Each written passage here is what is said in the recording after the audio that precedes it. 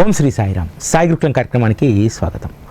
లౌకిక ప్రపంచంలో సంపదకే విలువ ఉంటుంది, కానీ సాయి దర్బార్లో ఆత్మీయమైనటువంటి భక్తికి మాత్రమే విలువ ఉంటుంది.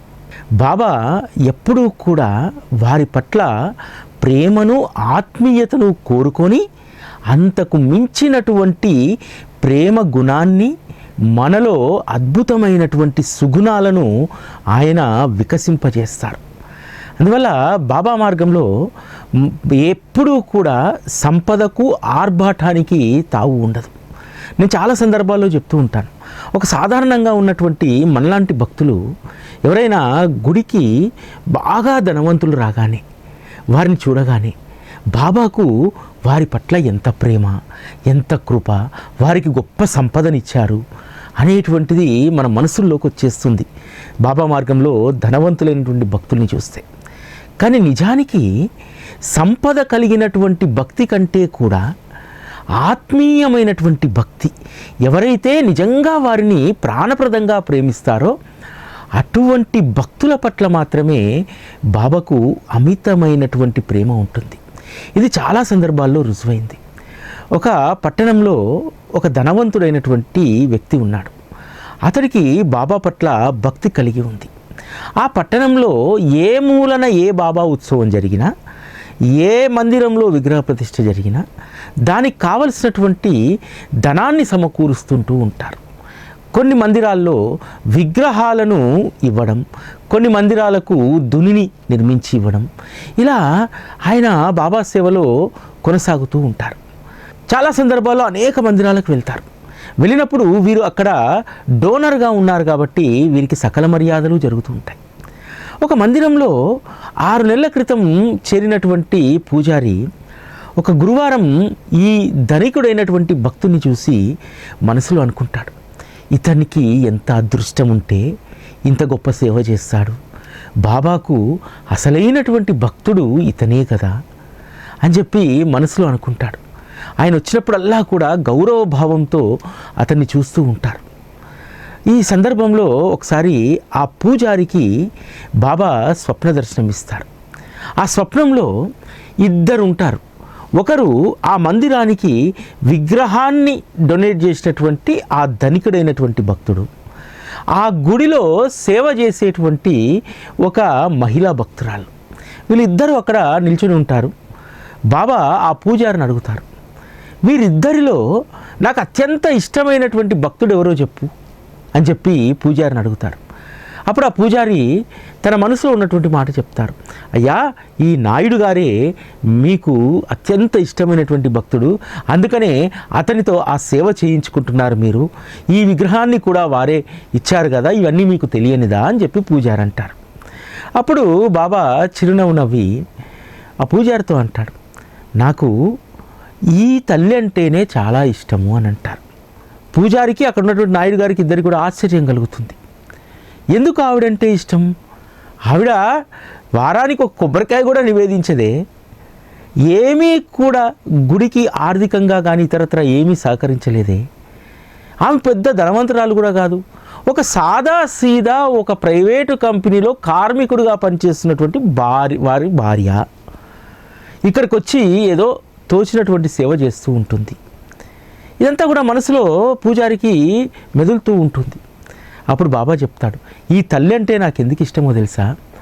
ఈ మందిర ప్రాంగణంలో అడుగు పెడుతూనే నన్ను చూడగానే ఆమె నయనాల్లో కన్నీటి ధార సుడులు తిరుగుతూ ఉంటుంది. నన్ను చూసిన తర్వాత ఈ ప్రపంచంలో నాకంటే గొప్పనైనటువంటి వారు ఎవరూ లేదని చెప్పి మనస్సులో ప్రతిరోజు తలుచుకుంటుంది. ఇక్కడ జానెడు స్థలం దొరికితే చాలు కూర్చోవడానికి, ఇక్కడ సేవ చేయడానికి చేతికి జాడి కట్ట దొరికితే చాలు అని చెప్పి ఆనందించేటువంటి ఈవిడ ఎంతో తృప్తిగా బ్రతుకుతుంది. ఏది కోరనటువంటి స్థితి ఆ తల్లికి ఉంది. ప్రతిరోజు ఆమె నయనాల్లో నేను దర్శనమిస్తే చాలు అనుకునేటువంటి ఒక తృప్తికరమైనటువంటి జీవితాన్ని గడుపుతుంది. ఇక నాయుడు గారు అంటావా, వారు కూడా నాకు ఇష్టమే. వారు చేస్తున్నటువంటి సేవ వారి బాధ్యత. క్రితం జన్మలో వారు అనేకం పొంది ఉన్నారు. వాటిని ఇవ్వాల్సినటువంటి బాధ్యత ఆయనకుంది. కాబట్టి ఆయన భగవంతుడు ఇచ్చినటువంటి దాన్ని తిరిగి భగవంతునికి ధన రూపంలో చేస్తున్నారు. ఆయన చేయడానికి కావలసినటువంటి శక్తిని దైవం అనుగ్రహించింది కాబట్టి దాన్ని దైవ సేవకు ఉపయోగిస్తున్నాడు. అందుకు తన కర్తవ్యాన్ని నిర్వర్తిస్తున్నాడు. అది అతని బాధ్యత. అతనికి భగవంతుడు ఇచ్చి ఉన్నాడు, ఇస్తూనే ఉన్నాడు. కానీ ఈ తల్లికి ఏ రోజు నేను ఏమీ ఇవ్వలేదు, తన స్థితిని మార్చలేదు. నాయుడు గారి స్థితి మొదటి మందిరానికి ఒక విగ్రహం ఇచ్చినటువంటి రోజు కంటే కూడా ఈ 20 ఏళ్లలో స్థితి అనేక రెట్లు పెరిగింది. ఈ తల్లి నన్ను ఎరిగిన నాటి నుండి ఆ తల్లి లౌకిక స్థితి అలాగే ఉంది, కానీ అనన్యమైనటువంటి భక్తిలో తన స్థితి మేరు పర్వతానికి చేరింది అని చెప్పి బాబా చెప్తారు. కాబట్టి ఎవరికైతే బాబా పట్ల అనన్యమైనటువంటి భక్తి ఉందో, నువ్వేమి సంపాదించుకున్నావంటే బాబా పట్ల అనన్యమైనటువంటి భక్తిని నేను సంపాదించుకున్నాను. ఎందుకంటే ఈరోజు దైవమైన లౌకికమైన ఏదైనా సరే అంతా కూడా లాభాపేక్ష మీదనే నడుస్తుంది. చాలామంది దైవం వద్ద కూడా దైవాన్ని ఆశ్రయించి పూజించి సేవించి కైంకర్యం చేస్తుంటే అందుకు తగినటువంటి ఫలితాన్ని పొందాలనేటువంటి ఆపేక్ష ఉంటుంది. ఇది మానవుడి యొక్క సహజమైనటువంటి దృక్పథం. కానీ భగవంతుని వద్దకు వచ్చిన తర్వాత మన దృక్పథం మారాలి. భగవంతుని కోసం తపించేటువంటి ఆ నేచర్ మనకు రావాలి. భగవంతుడి యొక్క తపనలో ఉంటే ఇతర తాపత్రయాలన్నింటినీ ఆయన చల్లారుస్తారనేటువంటి ఒక ప్రాథమికమైనటువంటి అవగాహనకు మనం వచ్చినటువంటి రోజు బాబా పట్ల అనన్యమైనటువంటి భక్తి, ఆత్మీయమైనటువంటి భక్తి అనేటువంటి సంపదను మనం మూట కట్టుకోగలుగుతాం. బాబా దగ్గర మూట కట్టుకోవాల్సినటువంటిది ఇదే. ఇంతకు మించినటువంటి సంపద నువ్వు ఎన్ని బాబా నుంచి పొందినా అది అశాశ్వతమైనటువంటిది. ఆత్మీయమైనటువంటి భక్తులంటే బాబాకు ఎంత ఇష్టమంటే 1913-14 సంవత్సరాలలో శ్రీరామనవమి ఉత్సవం అంగరంగ వైభవంగా జరుగుతూ ఉంటుంది షిరిడీలో. 1914 వచ్చేసరికి పోలీస్ పికెటింగ్ కూడా అక్కడికి వస్తుంది. ఎందుకంటే రద్దీ పెరిగిపోతుంది, జనాలందరూ తోసుకుంటున్నారు, గలాటాలు జరుగుతాయి, దొంగలు ఉంటారు, దొర ఉంటారు. కాబట్టి పోలీస్ వాళ్ళు సెక్యూరిటీని పెట్టారు. అప్పుడు బాబా ఆసనం మీద కూర్చుంటే బాబాను దర్శించుకోవాలంటే ఈరోజులాగానే క్యూ, విపరీతమైనటువంటి రద్దీ ఉండేది. ఒక ముసలావిడ శ్రీరామనవమి రోజు బాబాను దర్శించుకోవాలని చెప్పి దాదాపు 20 మైళ్ళ దూరం నుంచి నడుచుకుంటూ షిరిడీకి చేరుకుంటుంది. ఆవిడ గురుస్థాన్ దగ్గర కూర్చొని బాబాను ప్రాధేయపడుతుంది. బాబా, అంత దూరం నుంచి వచ్చాను, వయసు మళ్ళినటువంటి దాన్ని, ఈ లైన్లో వచ్చి తోపులాటలో నేను దర్శించుకోవడం ఏ విధంగా అని చెప్పి ఆవిడ బాబాను ప్రార్థిస్తూ ఉంటుంది. ఆమెను చూసినటువంటి తర్కడు ఆమెకు బాబా దర్శనం చేయించాలనుకుంటాడు. అక్కడ ఉన్నటువంటి పోలీసు వాళ్ళతోటి, సేవకులతోటి మాట్లాడి ఆవిడను బాబా దగ్గరికి తీసుకెళ్తాడు. తీసుకెళ్తే ఆవిడ అల్లంత దూరాల నుంచి బాబా అనుకుంటూ ఆత్మీయంగా వెళ్ళి బాబాను కౌగిలించేసుకుంటుంది. బాబా కూడా ఆమె తలపైన నిమురుతూ, వీపుపైన చేతితో స్పృశిస్తూ, అమ్మా తల్లి వచ్చావా, కూర్చో, ఎలా ఉన్నావని చెప్పి తన కుటుంబ సమాచారాన్ని, యోగక్షేమాలను బాబా అడుగుతూ ఉంటాడు. అక్కడ నిలబడ్డటువంటి తర్కడు ఆశ్చర్యంగా చూస్తూ ఉంటాడు. ఇంత ప్రేమ బాబాకు ఈ తల్లిపైన. మరి ఇంత ప్రేమ కలిగినటువంటి బాబా ఎందుకు నేరుగా తన వద్దకు రప్పించుకోలేదు ఆ తల్లిని? నాలాంటి వాడికి ఆ ప్రేరణ కలిగించింది కూడా బాబాయే. అందుకనేనేమో ఈ తల్లిని తీసుకొచ్చేటువంటి బాధ్యత నాకు బాబా అప్పగించాడు, ఆ ప్రేరణ నా మనసులో కలిగించారని చెప్పి తర్కడు కూడా ఆనందం పడిపోతూ ఉంటాడు. అమ్మా, అంత దూరం నుంచి వచ్చావు కదా, నా కోసం ఏమి తెచ్చావని చెప్పి బాబా అడుగుతాడు. అడిగితే ఆ తల్లి మొమాటం లేకుండా చెప్తుంది, బాబా నీకోసం నేను ఒక రొట్టె 2 ఉల్లిపాయలు తెచ్చాను బాబా. కానీ ఇక్కడికి వచ్చిన తర్వాత దర్శనం కాకపోయేసరికి ఆకలవుతూ ఉంటే ఆ లెండీ కాలువ పక్కన కూర్చొని 1/2 రొట్టెను 1 ఉల్లిపాయను తినేశాను బాబా. మీకోసం ఎట్లయినా వీటిని ఉంచాలని చెప్పి ఒక 1/2 రొట్టెను మరొక ఉల్లిపాయను అలానే ఉంచాను అని అంటే, ఒకసారి అవి ఉమ్మ అంటే బాబా ముందు ఆ రొట్టె ముక్కను ఉల్లిపాయను పెడితే బాబా ఆ రొట్టెలో ఉల్లిని నలుచుకుంటూ తింటూ ఒక మాట అంటారు, అమ్మా ఇంత రుచికరమైనటువంటి బాక్రీని నేను ఎప్పుడూ తినలేదమ్మా అని అంటాడు. ఆ వృద్ధురాలి యొక్క నయనాలు సముద్రంలా ఉప్పొంగుతూ ఉంటాయి, కన్నీటి ధార కారుతూ ఉంటుంది. శ్రీరామనవమి బాబా పక్కన పంచపక్ష పరమాన్నాలతో కూడినటువంటి నైవేద్యాలు, పండ్లు, ఫలాలు, రొట్టెలు, బాక్రీలు, గోధుమ రొట్టెలు, రకరకాలైనటువంటి కూరలు ఉంటే ఆ తల్లి తెచ్చినటువంటి రొట్టె తిని, అమ్మా ఇంత రుచికరమైనటువంటి బాక్రీని నేను ఎప్పుడూ తినలేదనంటే హృదయం ద్రవించక మానుతుందా?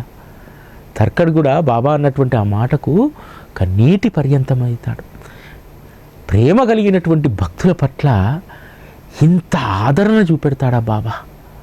ఎక్కడో 20 మైళ్ళ దూరం నుంచి ఆ తల్లి రొట్టెను చెంగున గట్టుకొని షిరిడీ దాకా తెచ్చి బాబాకు పెట్టాలనుకుంది. ఆ పెట్టాలనుకున్నటువంటి దాన్ని ఎంత ప్రేమగా వారు స్వీకరించారు. అందరి నైవేద్యాలను ప్రేమగా స్వీకరిస్తారు. అంతకు మించినటువంటి మాట బాబా అనేసరికి, ఇంత రుచికరమైనటువంటి నా జీవితంలో తినలేదమ్మా, ఈ బాక్రీ ఎంత రుచిగా ఉంది అని అంటే ఆ తల్లి హృదయం ఉప్పొంగక మానుతుందా? అంటే ఆత్మీయమైనటువంటి భక్తి బాబా పట్ల ఆ వృద్ధురాలికి ఉన్నటువంటిది ఆత్మీయమైనటువంటి భక్తి. బాబా నా వారు, బాబాను సాక్షాత్తు అందరూ దైవంగా కొలుస్తున్నారు, పరమాత్మగా కొలుస్తున్నారు. అటువంటి దైవం యొక్క పాదాలు ముట్టుకుంటే చాలని చెప్పి అనుకుంటున్నారు అందరూ. కానీ తల్లి ద్వారకామయిలోకి ప్రవేశిస్తూనే బాబా అని చెప్పి ఆలింగనం చేసుకుంది. అందుకనే బాబా కూడా ఆ వృద్ధురాల్ని అమ్మా తల్లి అని అన్నాడు. అంతే కదా, బిడ్డ ఎక్కడో దూరాన ఉంటే బిడ్డను కడుచుకున్నటువంటి తల్లి ఆలింగనం చేసుకోకుండా ఊరుకుంటుందా? ఆ బిడ్డను ఆలింగనం చేసుకొని ఆ బిడ్డ యొక్క యోగక్షేమాలు తెలుసుకొని ఆ బిడ్డకు కావలసినటువంటి దాన్ని ఇవ్వాలనుకుంటుంది. తల్లి మనసు అదే కదా. బిడ్డ ఎక్కడో హాస్టల్లో చదువుకుంటున్నారనుకోండి, పూర్వకాలంలో చూసేటువంటి వాళ్ళం. హాస్టల్లో ఉన్నటువంటి బిడ్డకు ఇంటి దగ్గర నుంచి రొట్టెలు, పప్పులు, చుడువ, కార ఇవన్నీ తీసుకొని తల్లి వచ్చి ఆ బిడ్డకి ఇస్తే ఆ బిడ్డ వాటిని రుచి చూస్తుంటే ఆ తల్లి పొంగిపోయేటువంటిది. ఇక్కడ కూడా బాబా పట్ల ఆ తల్లికి ఉన్నటువంటి ఆ ఆత్మీయతతో కూడినటువంటి భక్తి ఎంత గొప్పది కదా. బాబా తన వద్దకు వచ్చేటువంటి వారి యొక్క దృక్పథాలను, ఆలోచనలను, మనస్తత్వాలను బట్టే బాబా వ్యవహరిస్తూ ఉంటారు. నిజంగా ఆ తల్లి ధన్యురాలు. మనం కూడా బాబా పట్ల ఆత్మీయమైనటువంటి భక్తిని, వారికంటే ఆత్మీయులు మనకొకరు లేరు, అంతకు మించినటువంటి వారు మరొకరు మనకు లభించరు అనేటువంటి ఆ ఆత్మీయమైనటువంటి భక్తిని పెంపొందించుకుంటే అదే అసలైనటువంటి సంపద అని చెప్పి మనం గుర్తెరగాలి. భక్తుడు ఆత్మీయంగా దేనిని సమర్పించినా సరే బాబా ఎంతో ప్రేమగా స్వీకరిస్తారు. బలవంత్ నాచ్నే సామంత్ అనేటువంటి ఒక వ్యక్తి షిరిడీకి వెళ్తుంటే 1915లో 8 అనాలు ఇస్తాడు. 8 అనాలు ఇచ్చి చెప్తాడు, బాబా గారికి ఒక నారికేలం, కొంచెం చక్కెర వారికి సమర్పించి మిగిలిన డబ్బు వారికి దక్షిణగా ఇవ్వండి అని అంటారు. సామంతు షిరిడీకి వస్తారు. వచ్చి మారోడి షాప్లో కొబ్బరికాయ, చక్కెర కొంటాడు. కొనగా 2 అనాలు మిగులుతాయి. ఆ 2 అనాలను తన జేబులో వేసుకుంటాడు. బాబా దగ్గరికి వెళ్ళి కొబ్బరికాయను, చక్కెరను సమర్పించి బాబాకు నమస్కరిస్తాడు. బాబా ఆ 2 అనాలు దక్షిణ ఎప్పుడు ఇస్తారా అని చెప్పి ఎదురు చూస్తూ ఉంటాడు. ఎందుకంటే 8 అనాలతోటి కొనుగోలు చేసినవి పోగా మిగతా డబ్బును దక్షిణగా ఇవ్వమన్నాడు బలవంత్ నాచ్నే. ఇతను అది మర్చిపోతాడు. ఇతను వెళ్ళేటప్పుడు బాబా ఒక మాట అంటారు, సరే ముంబైకి నువ్వు చితాలి మీదుగా వెళ్ళు, ఈ పేద బ్రాహ్మణుడికి ఇవ్వాల్సినటువంటి 2 రూపాయలు అక్కడ కలిసేటువంటి ఎవరికైనా అక్కడ ఇచ్చేసేపు అంటాడు. ఈ పేద బ్రాహ్మణుడికి ఇవ్వాల్సినటువంటి 2 అనాలు తనకు రీకలెక్ట్ అవుతూ ఉంటుంది. బలవంత్ నాచ్నే బ్రాహ్మణ కులానికి చెందినటువంటి వారు కాబట్టి ఆ బ్రాహ్మణ కులానికి చెందినటువంటి వారు బాబాతో ఆత్మీయ బంధాన్ని కలిగి ఉన్నారు. కాబట్టి నాచ్నే ఏ తెగకు చెందినటువంటి వారైతే బాబా కూడా అదే తెగకు చెందినటువంటి వారు. నేను నీ వాడిని అని చెప్పి నాచ్నేకి చెప్పడానికి ఈ సామంత్ ముందు బాబా అన్నటువంటి మాట, ఈ పేద బ్రాహ్మణుడికి ఇవ్వాల్సినటువంటి 2 రూపాయలు చితాలిలో ఎవరికన్నా ఇవ్వు అని అంటారు. అప్పుడు తనకు అర్థమవుతుంది, ఇవన్నీ కొన్న తర్వాత 2 అనాలు మిగిలాయి కదా, ఆ 2 అనాలు ఇవ్వడం మర్చిపోయానని చెప్పి అప్పుడు గుర్తొచ్చి బాబాకు ఆ 2 అనాలు దక్షిణ సమర్పించి పాదాభివందనం చేసి వారు అక్కడి నుంచి వెళ్తారు. అంటే ఎవరైనా ఏ భక్తుడైనా ఒకదాన్ని సమర్పించదలుచుకుంటే దాన్ని ప్రేమతో బాబా స్వీకరిస్తాడు. ఆ భక్తుడి యొక్క సంకల్పం కలగ్గానే నా భక్తుడు ఎంతో ప్రేమతో దాన్ని నాకు పంపిస్తున్నారనేటువంటి దాంతో బాబా ఎదురు చూస్తూ ఉంటారు. మనం తర్కడ్ భార్యకు సంబంధించినటువంటి విషయంలో కూడా ఇదే జరుగుతుంది కదా.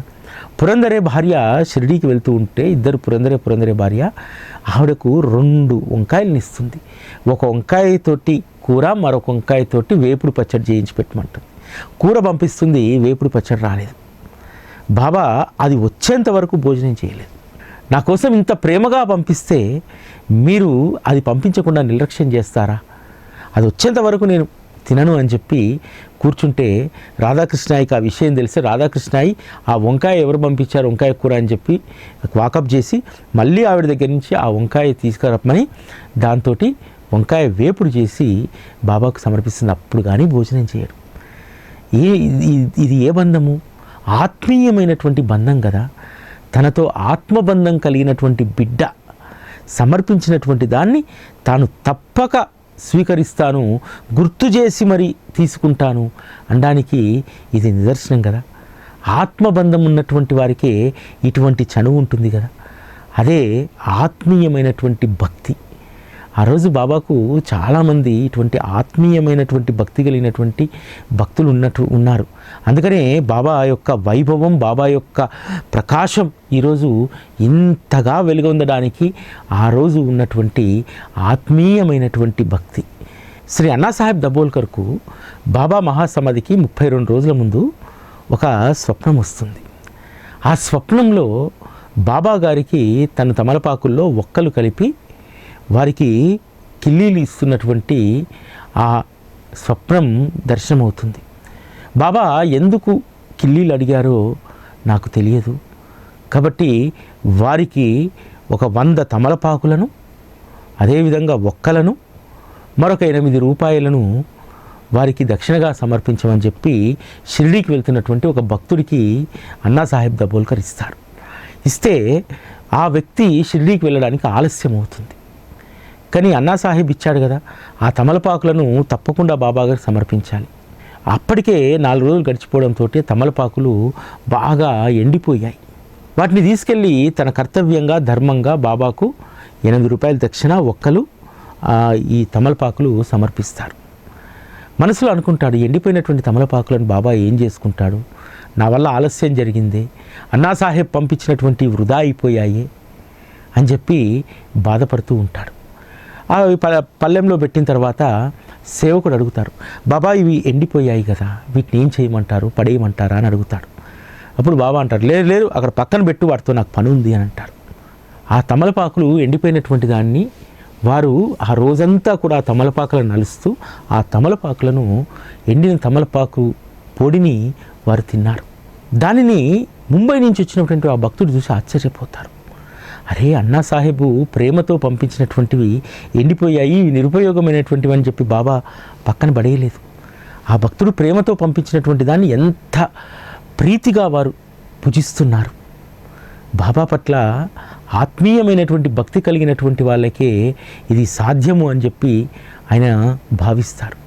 ఈ విధంగా మనము సద్గురువుకు, సత్పురుషులకు సమర్పించేటువంటిది ప్రేమగా సమర్పిస్తే ఖచ్చితంగా మన పట్ల వారు ఆత్మీయమైనటువంటి బంధాన్ని కలిగి ఉంటారు.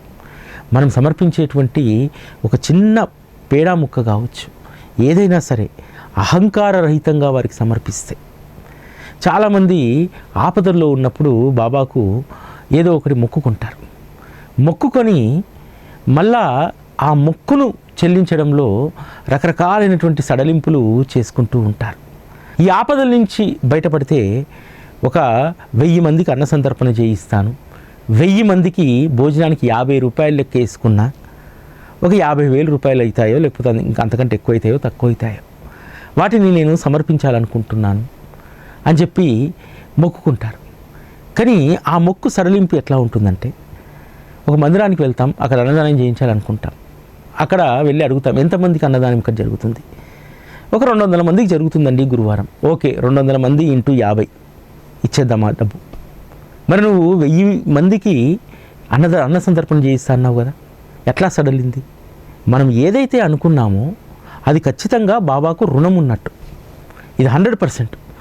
నేను బాబాకు ₹1 ఇద్దామనుకున్నాను, కేవలం 4 అణాలు ఇచ్చి మిగతాయి ఇవ్వకుంటే అది బాకీ కింద లెక్క. మనం బాబాకు సేవ చేసి రుణానుబంధాన్ని పెంపొందించుకోవాలి తప్ప మొక్కినటువంటి మొక్కుల్లో సడలింపు చేసుకోకూడదు. చాలా ఎంత మూర్ఖంగా ఆలోచిస్తామంటే మనం మొక్కుకున్న మొక్కు బాబాకు తెలియదేమో అనుకుంటాం. ఆయన సర్వము తెలుసుకుంటారు. బాలారాం బాబా అన్నదానాలు చేయడంలో చాలా ప్రఖ్యాతిగాంచినటువంటి వారు. వారి దగ్గర ఎప్పుడూ కూడా నిత్యాన్నదానం జరుగుతుంది. వారికి అమర్చంద్ అనేటువంటి ఒక భక్తుడు ఉన్నాడు, పెద్ద వ్యాపారి. విదేశాల నుంచి ఓడల ద్వారా సరుకును ప్రయాణికులను రవాణా చేస్తూ ఉంటారు ముంబైకి. ఒకసారి అమర్చంద్కు ఒక సమస్య ఉత్పన్నమవుతుంది. సముద్రం విపరీతంగా పోటెత్తుతూ ఉంటుంది. అరేబియా నుంచి వారు సరుకులను ప్రయాణికులను ఎక్కించుకొని నావలో వస్తూ ఉంటారు. పడవ మునిగిపోయేటువంటి స్థితికి, అంత ప్రమాదకరమైన స్థితికి రాగానే తన గురువు అయినటువంటి బాలారాం బాబాను ప్రార్థిస్తాడు.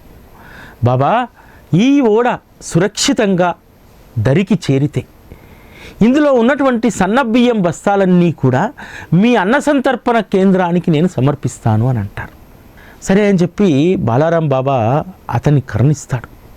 ప్రమాదం తప్పి ఓడ సముద్ర తీరానికి చేరుకుంటుంది.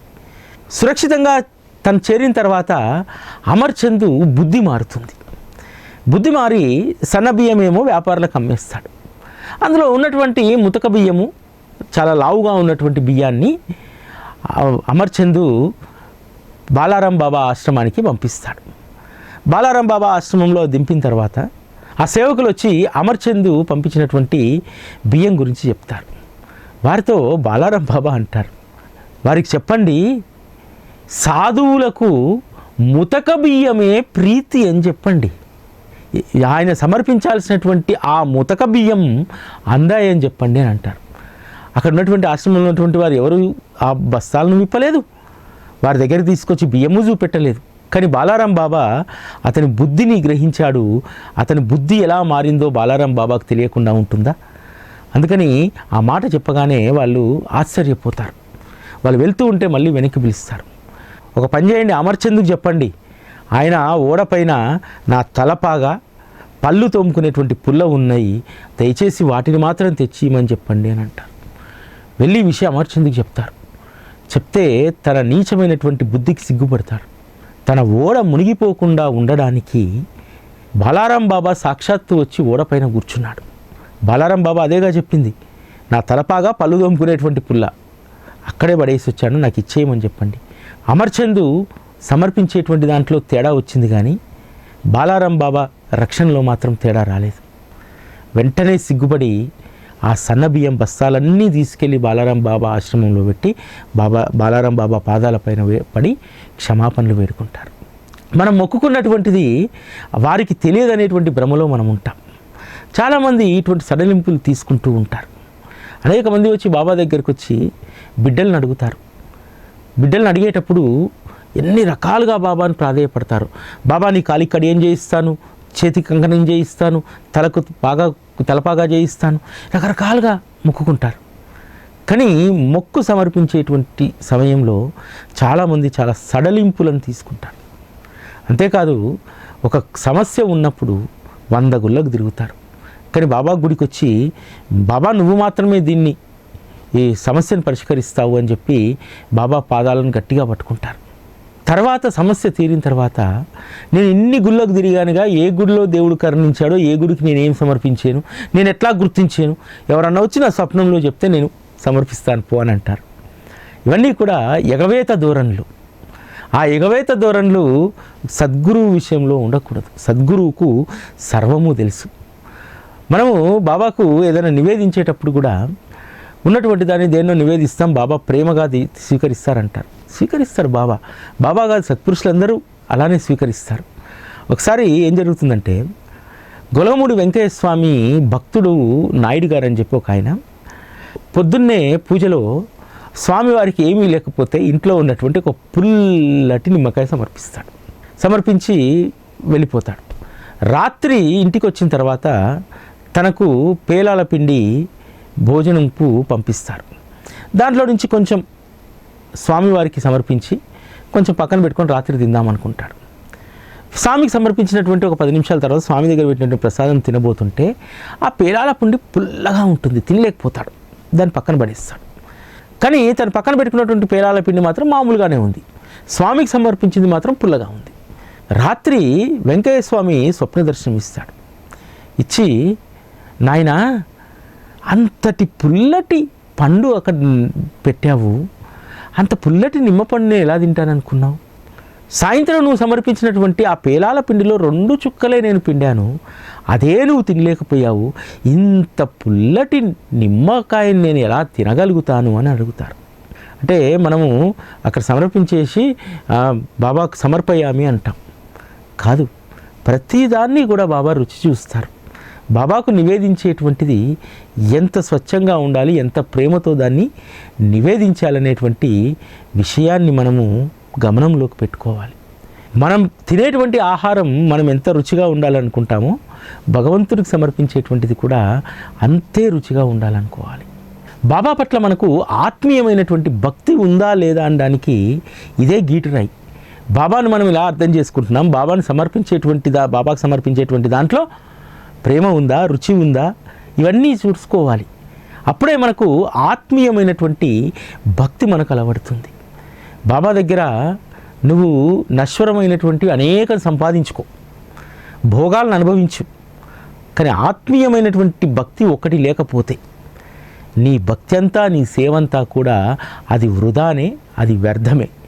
కాబట్టి బాబా దగ్గర మనము పెంపొందించుకోవాల్సింది, వారి ద్వారా పొందాల్సింది లౌకికపరమైనటువంటి సంపద కాదు. మన దురదృష్టం ఏంటంటే లౌకికపరమైనటువంటి సంపద ఉంటేనే మనకు విలువ ఉంటుంది అని అంటారు. ఆ విలువ ఎవరి దగ్గర ఉంటుంది? నువ్వు 20 లక్షల కారు వేసుకొని పోతే బంధువులు కొద్దిసేపు నేను గౌరవిస్తాడు, 40 లక్షల కారు వేసుకొని నీ వెనకాల ఇంకోటి వస్తే వాడిని గౌరవిస్తాడు, అంతకు మించి 2 కోట్ల కారు వేసుకొని వస్తే వాడిని గౌరవిస్తారు. కాబట్టి లౌకికపరమైనటువంటి సంపదకు విలువ ఉండదు, అస్సలు ఉండదు విలువ. మనం అనుకుంటాం అదే విలువ అనుకుంటాం, ఆ విలువ మారుతూ ఉంటుంది. నీకంటే ఇంకా ధనవంతుడు ఉండవచ్చు, నీకంటే ఇంకో గొప్ప స్థితిమంతుడు ఉండవచ్చు, కానీ బాబా దగ్గర మనము ఆత్మీయమైనటువంటి భక్తిని కలిగి ఉన్నామనుకోండి, మనకు సాయి అనేటువంటి సంపద, వారి అనుగ్రహం అనేటువంటి ఆస్తి, దానికి కొదవలేదు, దానిని కొలమానం కూడా లేదు.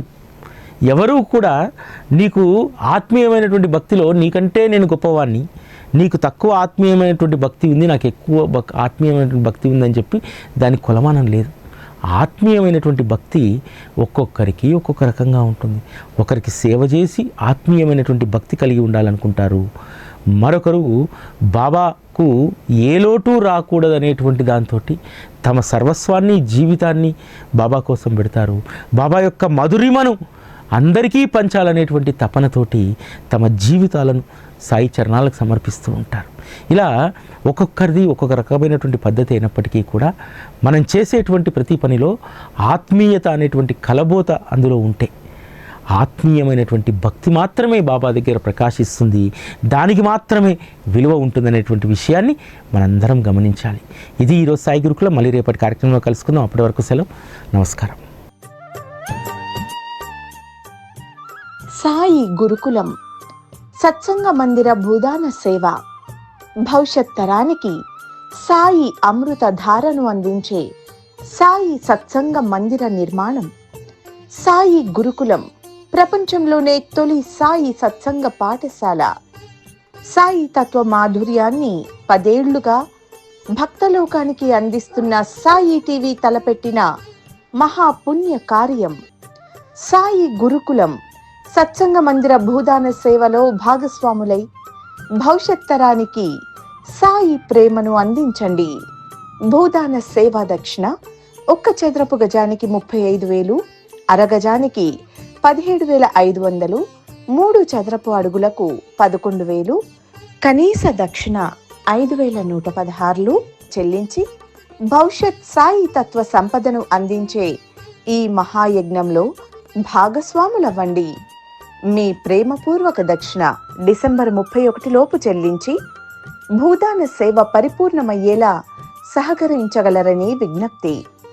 భూదాన సేవా దక్షిణను ఆన్లైన్ ద్వారా 9010084299 లేదా 9848614440 నెంబర్లకు సమర్పించండి.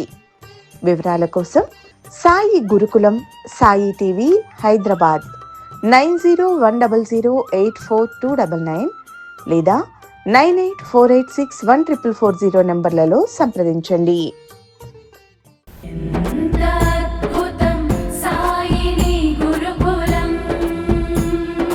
శిక్షణే తప్ప శిక్షలు లేని శరణాగతి సౌదం